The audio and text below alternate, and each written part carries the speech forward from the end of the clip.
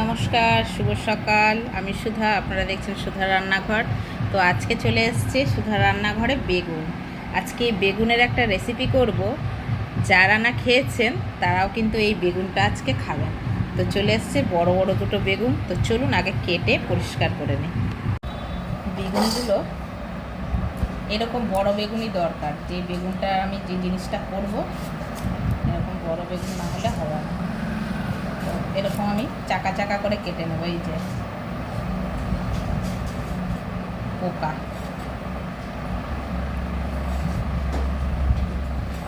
কি কাটবো, পোকাতেই ভর্তি। সাইডে সাইডে কেটে পরিষ্কার করে নিতে হবে। এই হয় বেগুনে, একটা ভালো রেসিপি করতে যাব এই পোকার জন্যেই গন্ডগোল হয়ে বসে থাকে। যাক, যতটুকু বেরাবে ততটুকু দিয়েই করতে হবে, যেরকমভাবে বেরোবে এরকম করে করে কেটে নিচ্ছি। জটা আমার লাগবে। বেগুনের অবস্থা দেখুন বন্ধুরা, কোনো ভালোভাবে যে একটা কাজ করব এই বেগুন দিয়ে, এমনিতেই তো বলে সবাই এর নাকি কোনো গুণ নাই। যদিও একটু গুণ আনতে চাই, এর কোনো দাম নাই। তো যাই হোক, যতটুকু বেরিয়েছে ততটুকু দিয়েই করব। এই যে পরিষ্কার করে নিয়েছি, এই যে ছিটছাট করে বেরিয়েছে। চলুন, ধুয়ে পরিষ্কার করে নিয়ে চলে এসেছি বেগুনগুলো। আজকে এই সামান্য একটা জিনিস দিয়ে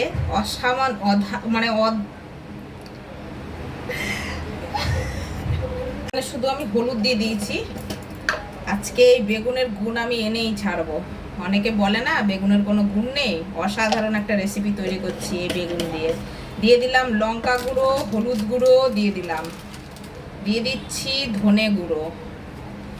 দেখতে থাকুন বন্ধুরা, কি কি এর মধ্যে দিই আর কি দিয়ে কি তৈরি করি।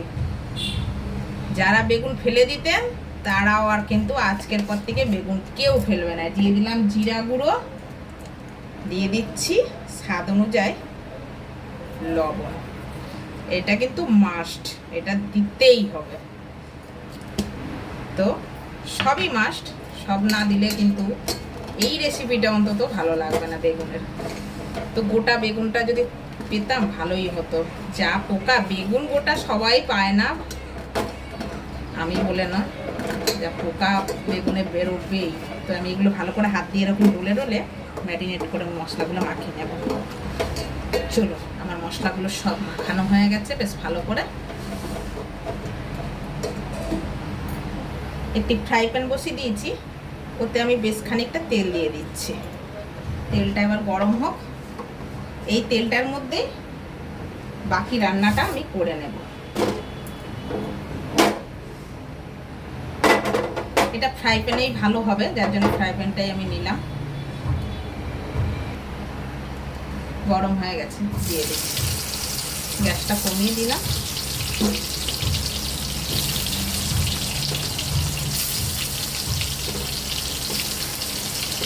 সবগুলো একটা করে দিয়ে দেব। এটা কিন্তু গ্যাসটা কমই ভাজা হবে।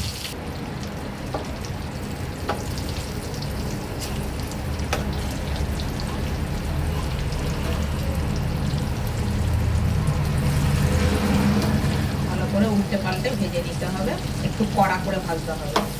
আমরা বেগুন ভাজা যেরকম একটু হালকা খাই সেরকম করা যাবে না, এটা একটু কড়া করে ভাজতে হবে। এটা ভাজা হচ্ছে, এর ভিতরে কয়েক দানা রসুনের টুকরা আমি এর মধ্যে দিয়ে দিচ্ছি ভাজার জন্য, আর কটা কাঁচা লঙ্কা দিয়ে। যেরকম খাবেন সেই অনুযায়ী কাঁচা লঙ্কাটা বেশি ব্যবহার করবেন শুকনো লঙ্কার থেকে, এতে শরীরে কোনো ক্ষতি হবে না। বেগুনগুলো কিন্তু আমার ভাজা হয়ে গেছে, দেখতেই পাচ্ছেন কত সুন্দরভাবে আমি ভেজে নিয়েছি। এবার এই মশলার মধ্যে তুলে নেব, তুলে ঠান্ডা করতে দেবো। গ্যাসটা অফ করে দিলাম।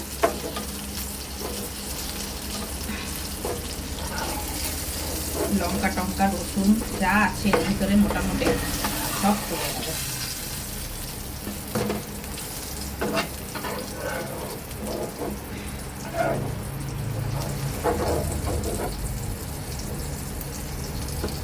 তুলে নিয়েছি, ঠান্ডা করতে দিলাম। এটাই আর কিছু দেওয়া লাগবে না, নুন টুন সবই দেওয়া আছে। এবার এটা আমি ভালো করে মেখে নেব। আপনারা যদি কাঁচা পেঁয়াজ খাবেন তাহলে দিতে পারেন, নাহলে আর কিছু দেওয়ার দরকার নেই।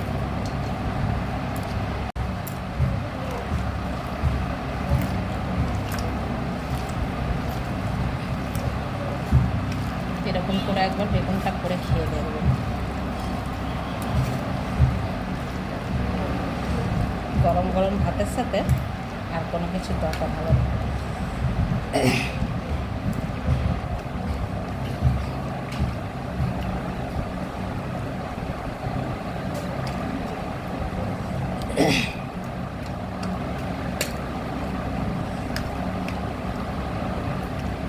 হয়ে গেল।